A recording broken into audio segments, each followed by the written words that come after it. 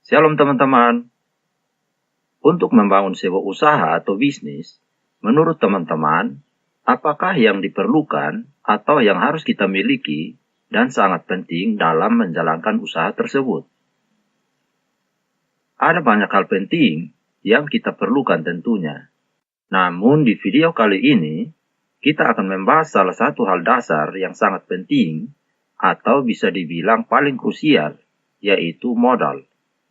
Jadi, disimak sampai selesai ya videonya. Oke, kita mulai ya.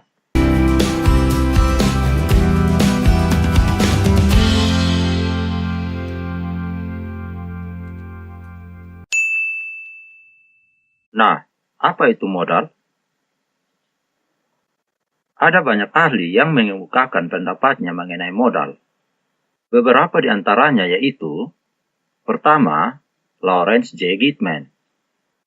Penulis buku Principles of Managerial Finance tersebut menyatakan bahwa modal merupakan pinjaman jangka waktu tertentu yang dibebankan kepada perusahaan. Hal ini dapat dilihat di neraca keuangan perusahaan bagian sebelah kanan selain kewajiban yang harus ditanggung saat ini. Yang kedua, Bambang Rianto.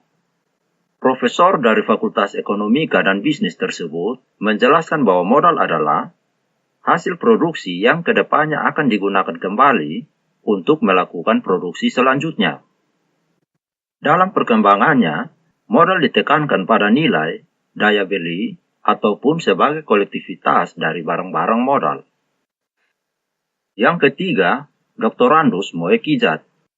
Pakar administrasi negara ini memiliki pandangan bahwa modal adalah semua hal yang dimiliki oleh perusahaan, mulai dari uang tunai, kredit, hak dalam membuat, mesin untuk operasional, inventaris kantor, aset digital, properti, sarana dan sarana usaha, brand, sumber daya, dan semua hal yang berharga namun tidak bisa dibagi.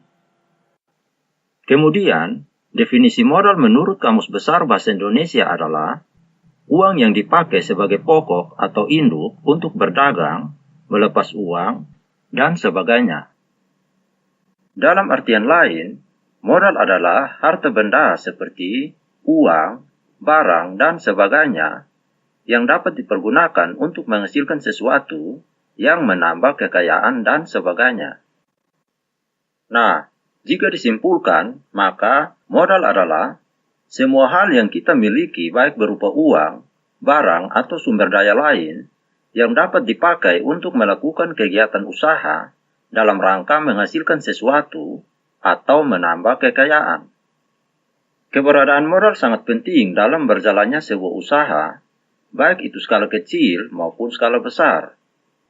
Dengan adanya modal, sebuah usaha atau bisnis bisa melakukan produksi dan pemasaran hingga menghasilkan keuntungan.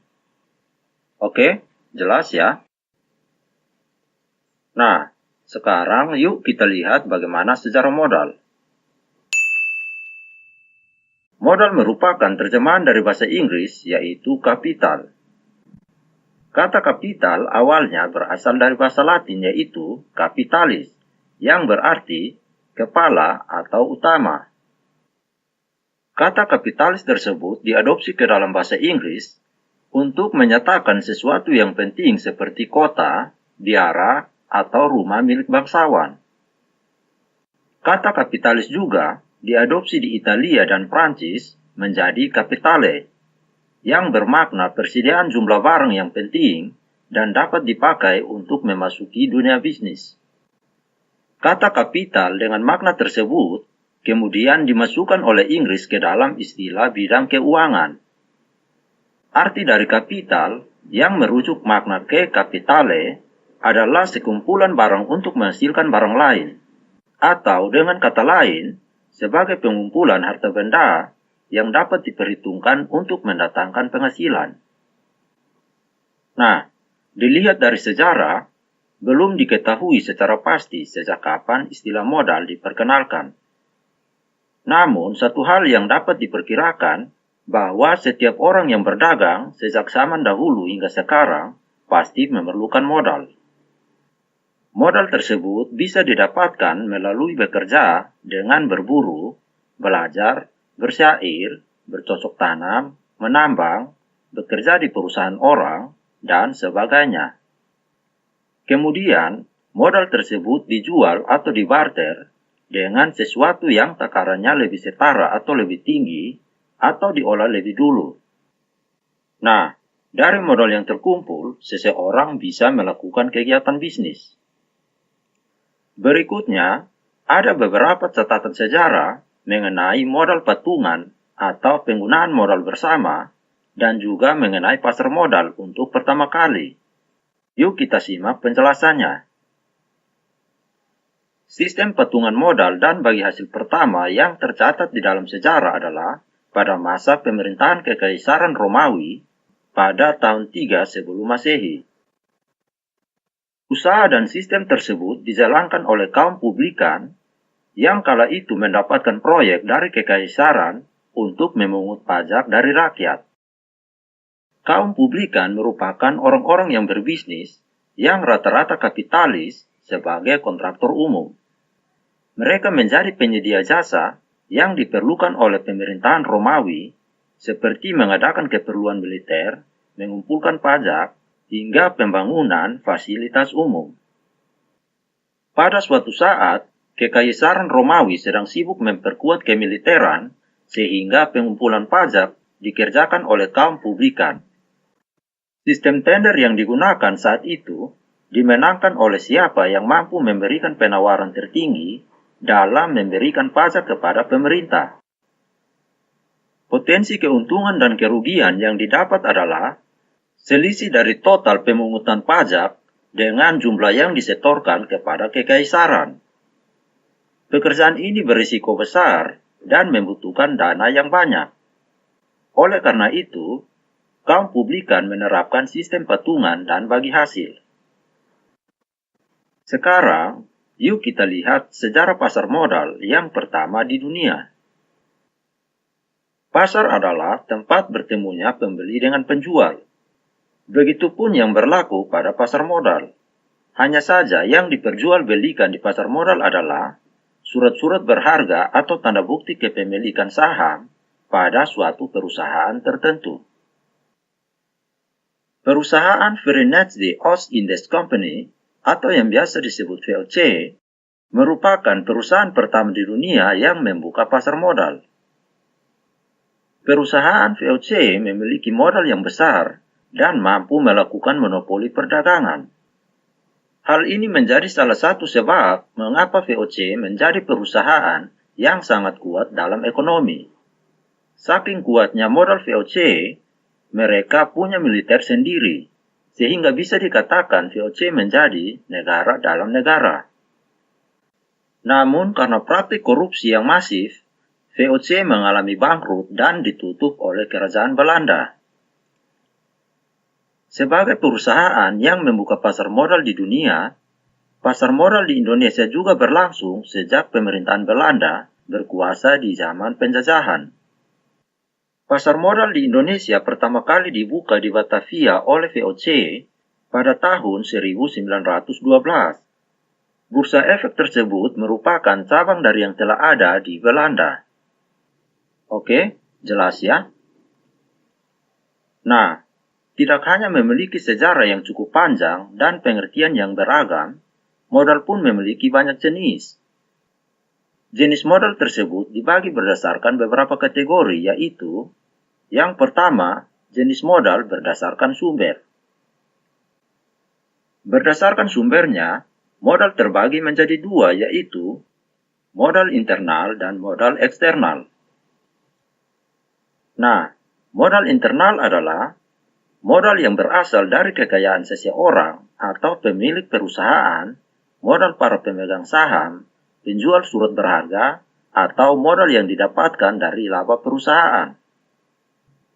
Contohnya adalah gedung atau bangunan perusahaan, tanah, alat-alat produksi perusahaan, kendaraan, inventaris, tabungan pribadi, dan sebagainya yang tidak menggunakan kekayaan pihak luar. Sedangkan modal eksternal adalah modal yang didapatkan selain dari kekayaan perusahaan. Modal tersebut bisa didapatkan dari investor atau kreditur seperti bank, koperasi, dan pinjaman personal. Biasanya modal eksternal diperlukan karena keterbatasan sumber modal internal yang ada. Contoh modal eksternal adalah pinjaman dari bank atau koperasi, gaji karyawan yang belum terbayar, biaya produksi yang belum dibayarkan ke supplier, dan investasi yang disetor oleh investor. Kategori yang kedua yaitu jenis modal berdasarkan pemiliknya. Berdasarkan pemiliknya, modal dibagi menjadi dua, yaitu modal perseorangan dan modal sosial. Nah, modal perseorangan adalah modal yang berasal dari seseorang. Modal perseorangan hanya berasal dari satu orang individu saja, sehingga keuntungan yang dihasilkan pun hanya untuk pemiliknya. Contoh modal perseorangan adalah saham, deposito, atau properti pribadi. Sedangkan modal sosial adalah modal milik masyarakat. Jadi keuntungannya pun digunakan untuk masyarakat secara umum dalam melakukan aktivitas bisnis. Contoh modal sosial adalah pasar, stasiun, jembatan, jalan raya, dan lain-lain. Selanjutnya, kategori yang ketiga yaitu jenis modal berdasarkan wujudnya. Jenis modal berdasarkan wujudnya terbagi menjadi dua yaitu modal aktif atau modal konkret dan modal pasif atau modal abstrak. Nah, modal aktif adalah modal yang dapat dilihat secara kasat mata dan berwujud. Contohnya adalah uang, bahan baku, alat produksi, lahan usaha, kendaraan, dan lain-lain. Sedangkan modal pasif adalah modal usaha yang tidak dapat dilihat secara kasat mata, namun sangat berperan penting juga dalam menjalankan usaha dan juga kelangsungan usaha. Contohnya adalah jaringan usaha, ilmu pengetahuan, skill, hak cipta, media sosial, manajerial, dan sebagainya. Selanjutnya, kategori yang terakhir yaitu jenis modal berdasarkan sifatnya. Berdasarkan sifatnya dibagi menjadi dua yaitu modal tetap atau fixed capital dan modal lancar atau variabel capital. Nah, modal tetap adalah modal yang dapat digunakan untuk berbagai aktivitas produksi dalam waktu yang cukup lama atau bisa dipakai untuk berkali-kali. Contohnya adalah gedung, mesin, tanah, komputer, kendaraan, dan sebagainya. Sedangkan modal lancar adalah modal yang habis terpakai dalam sekali proses produksi. Contohnya adalah bahan baku, bahan bakar, alat sekali pakai, dan sebagainya. Oke, sampai di sini jelas ya. Nah, mengenai modal, berikut adalah contoh yang terdapat di dalam Alkitab.